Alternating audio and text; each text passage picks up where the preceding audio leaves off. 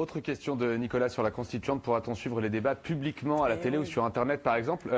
Natacha, vous qui connaissez parfaitement les médias, j'imagine qu'il sera très important aussi la médiatisation de cette nouvelle Constitution.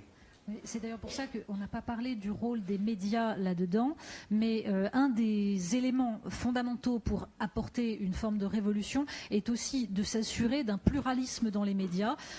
Évidemment, dans l'état actuel des médias, c'est-à-dire la détention par des grands groupes industriels, c'est beaucoup plus compliqué. Donc là aussi, c'est quelque chose auquel il faut réfléchir, par des médias alternatifs, bien sûr. Et là, en tout cas, on peut espérer qu'il y aura l'émergence d'un mouvement démocratique. Absolument. Alors moi, je pense que non seulement ça fait partie de la révolution dans les médias qu'il convient de faire dès qu'on entre aux commandes et que justement on prétend que le peuple soit en mesure de faire des décisions et de s'impliquer, et j'allais dire, y compris que là, on va avoir besoin d'un soutien médiatique pour que précisément il y ait une transparence totale sur les travaux de la Constituante. Et c'est l'idée, tout simplement, enfin, on a dit qu'on allait convoquer le peuple pour déclencher le processus et pour le clore. Mais entre les deux, il faut que le peuple soit aussi hyper actif.